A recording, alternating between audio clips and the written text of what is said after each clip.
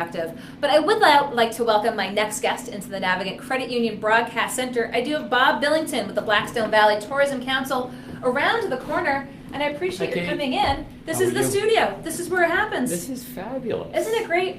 We're right here, kind of in the heart of where everything is happening. You get a chance to see the city as you're interviewing. This is fabulous. We got the Superman building. Yeah. We've got the City Hall right around the corner, 195 to our back, and of course, Pawtucket not too far away as you came over. 6 miles as the crow flies. I'm going to bring you just a little bit closer over here as we check out and we tune in with our audience over here to explain. You had penned a piece today that we ran in Go Local that you made the case for the Paw Sox, again, looking for that new stadium potential, looking at the APAC site, that all of Rhode Island's leaders really need to come around the table to discuss this sort of all at once, which is an approach that we just have not seen. I agree. Yeah, and that was the point, Kate. I've been on the sidelines watching this for 2 years now. And through the process, we were thinking about the Paw Sox moving, leaving the state, coming to Providence, losing the brand that's very important to Pawtucket, losing the team, 500,000 people. So watching all that come through, and then watching the process of the studies that the mayor and the Pawtucket Red Sox worked on, it just seemed like it was all coming together very, very nicely. In other words, the study was going to produce results that we could analyze as business people and as leaders in the state, and make the case whether the approach and proposal was a great one, a good one, could we make it better?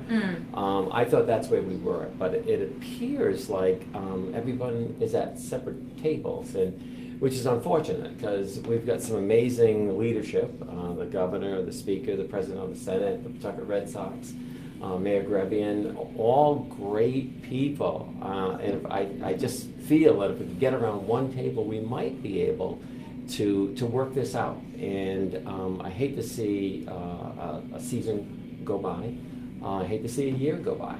Things will change, maybe for the worse, and I'd rather not see that. So that was my approach this morning with the letter. So you wrote the piece that we have again up on Go Local. So maybe tell viewers a little bit.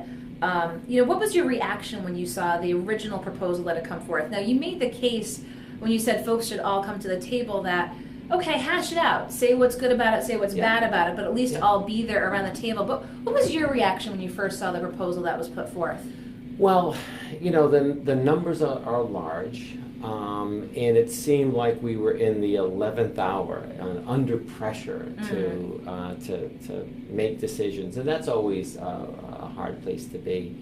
But I didn't look at the numbers as hard and fast. I mean, I was so surprised. I mean, the Pawtucket Red Sox, the amount of money that they are going to infuse in the city, the largest private investment that the city's ever seen. That was quite stunning. It seemed like that they were working closely with the state.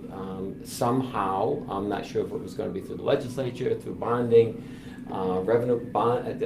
I wasn't sure how that money was going to come about, but it didn't seem like it was a large amount of money. The city of Pawtucket was going to put up the money for the land and protect itself that way. And talking with the mayor, it really seemed like the value was there. Listening to all the players from the Paw Sox to the mayor, it looked like the value was there, the protection was there, and it appeared fine to me. I'm not the numbers person, but I like what the opportunity can bring to the city. And to me, it was beyond the state's investment or the city's investment or the Paw Sox investment, is what could take place in a city that's really America's first industrial city. So it was the first to go up and it was the first to go down.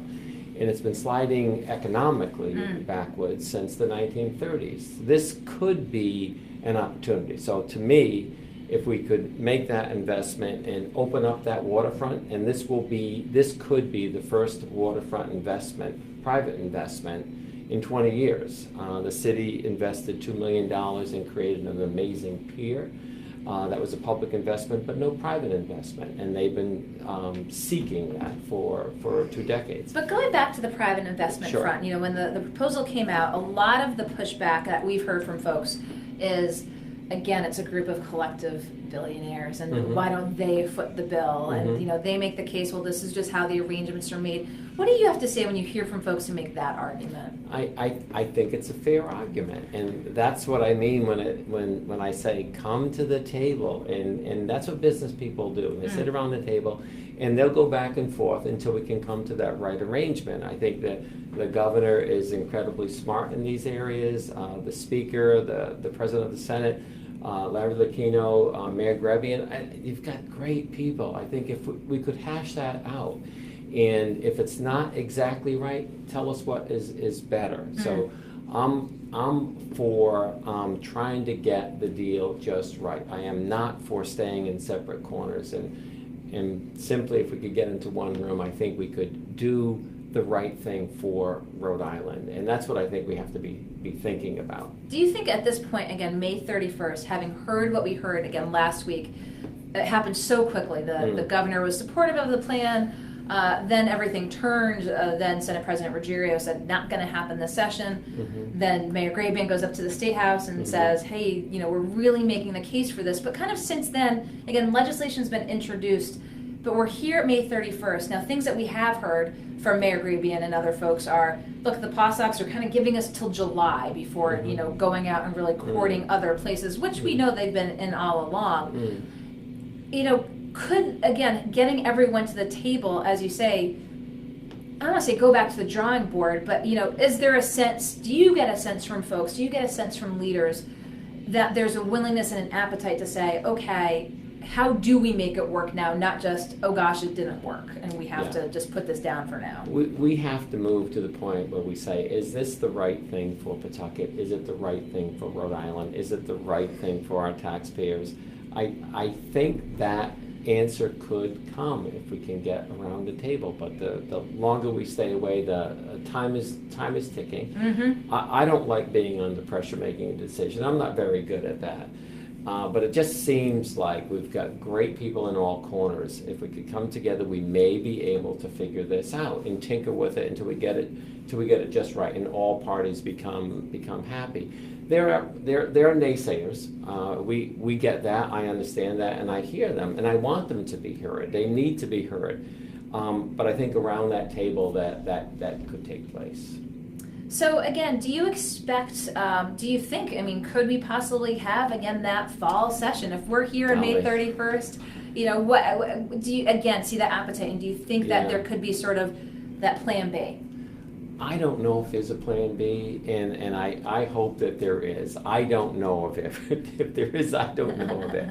But my hope is that over the next 9 days or 10 days, and there are a lot of people in Pawtucket right now. I just sat with a group last evening called 2020, where the mayor has talked to a lot of the business people about really just focusing on all the great new development that's going on in the city. And we kind of focused in on this one thing right now that's on the front burner we got to focus in on.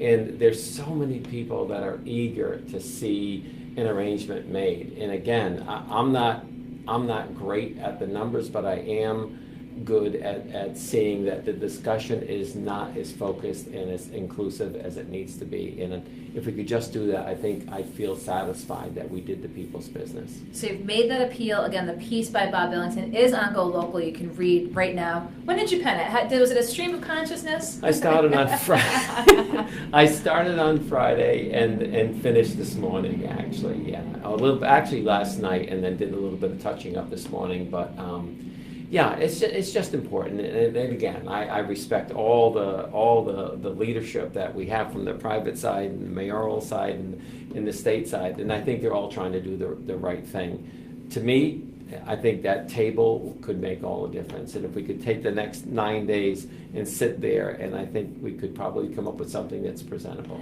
Well, we'll see. Again, wrote the piece, made the recommendation to leaders, if you will. Thank you, Jay. So again, wanted to get you in here to talk a little bit about more of your vantage point, again, pertaining to the Pawtucket Red Sox, and we'll see what happens moving forward. So I know you'll be in touch with us, and I appreciate your coming in to talk again with the audience here. So Bob Billington, Blackstone Valley Tourism Council, appreciate it. I'm sure we'll talk soon.